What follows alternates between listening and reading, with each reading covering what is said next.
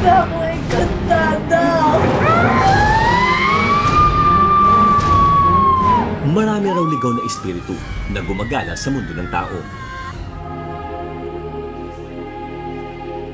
Nakilala namin si Father Jojo Zerudo, ang opisyal na exorcist ng Diocese of Cubao. Ang sanib ay isang espiritu, evil spirit, masamang espiritu na sumasanib, takes over yung katawan ng isang tao. So kailangan intindihin ang sanib ay tungkol sa pagsakop ng espiritu sa katawan lamang ng tao, pero hindi yung kaluluwa.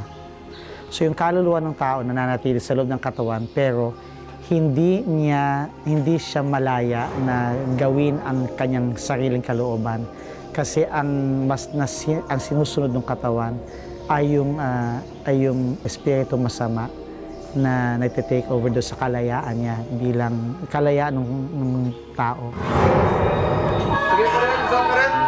Ang rite of exorcism ng simbahang Katolika ay binubuo ng mga dasal laban sa Diablo. Ang exorcism actually, it is classified as a prayer of the church. So, panalangin ng simbahan.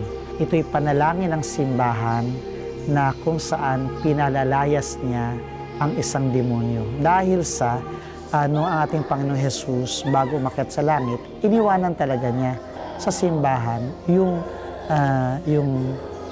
gawain ng pagpapalayas ng demonyo. So dalawa, to heal the sick and to drive away demons. Yung dalawang pinagkatiwala niya sa kanyang mga apostoles.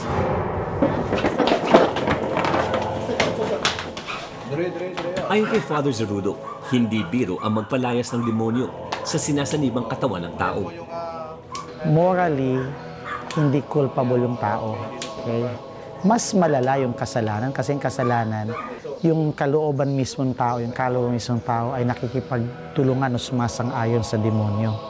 Pero yung sanib, yung tao, kung ano man yung ginagawa niya, ay laban sa kanyang kalooban. Hindi, kasi wala siyang kalayaan, pinagkakaitan siya ng kalayaan ng demonyo. Pero dahil mahirap may paliwanag ang mga espiritu na hindi naman nakikita, madalas daw na naliligaw ang mga tao.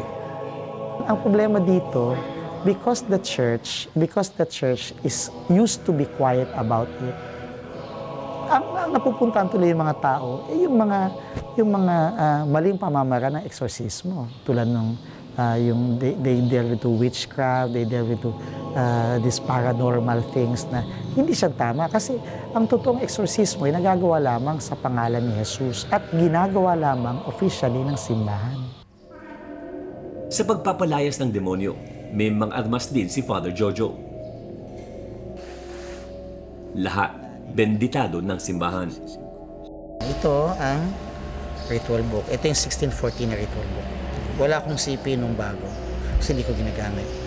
Ito yung CP ng ritual book. Ito ang ginagamit sa mismong rite ng exorcism. Tapos ito ang stola, violet lagi. Ito ay sinusuot sa liig ng exorcist.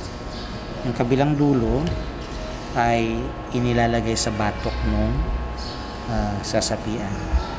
Kasi ito'y palatanda ng kapangyarihan ng simbahan. The ritual talks about an exorcism cross. Mas madalas kaysa gamitin ko ito ang ginagamit ko. Ito yung maliit na bahagi ng krus ng Panginoon. Bakit yun ang mas madalas yung ginagamit? Kasi it's the real cross. Ito yung bahagi ng tunay na krus ni Jesus. Kahit ito, this is a reliquary cross. Masira na nga eh. So, mayroon siyang mga sa pamagitan ng krus ni Jesus ay sinakop niyang buong sanlibutan. So ang kapangyarihan ni Jesus laban sa demonyo ay pinamalas niya sa pamagitan ng kanyang krus. After each of the 3 exorcisms, holy water is sprinkled. Normal reaction, siyempre nagwawala siya sometimes. Pero mayroon tagang ni-exorcist na tahimik lang. Halos 5 siglo nang nilalabanan ng mga exorcist ng simbahan ang mga demonyong nais mang-agaw ng katawan. It's a lot simpler See? Walang tawas, walang tubig, walang boiling water, walang buntot pagi, wala. It's really simple. The real exorcism is simply a sincere prayer by the church na ang isang tao ay mapalaya mula sa demonyo. Recede ergo in nomine Patris et Filii et Spiritus Sancti. Armado man ang mga gamit na benditado, matibay na pananalig sa Diyos pa rin ang pundasyon ng pag-e-exorcise sa mga alagad ng impyerno. Ilan lang ang authorized na exorcist ng simbahang Katolika. Hindi rito kabilang si Brother Charles. Marami ang nagkakamali. Father, may gift ka ba? Gift ka dyan. Wala akong gift. It's not a gift. It is an office. Hindi man kabilang si Brother Charles sa mga kinikilalang exorcist ng simbahan.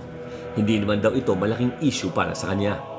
It's up to them kung ano yung gusto nilang sasabihin tungkol sa ginagawa ko. But for me, there's a lot of witnesses here. No? Sa mabuting gawain sa kapwang tao, we don't have to criticize each other.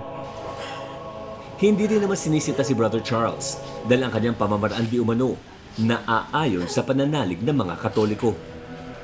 For me, no, the most important thing is God knows, God sees what I'm doing. Oh, di ba? Wala naman tayong, it's not a competition. Di ba? We just love to save lives. Nakakapagpagaling man, ibang opinyon ng simbahan sa ginagawa ni Brother Charles. He must be appointed by the bishop and he must be an ordained priest. Now, if the bishop takes away that appointment from me, then I lose the power to exercise. Susunod, cyber exorcism. Uso na raw sa internet? Sa pagbabalik ng inyong under special investigation.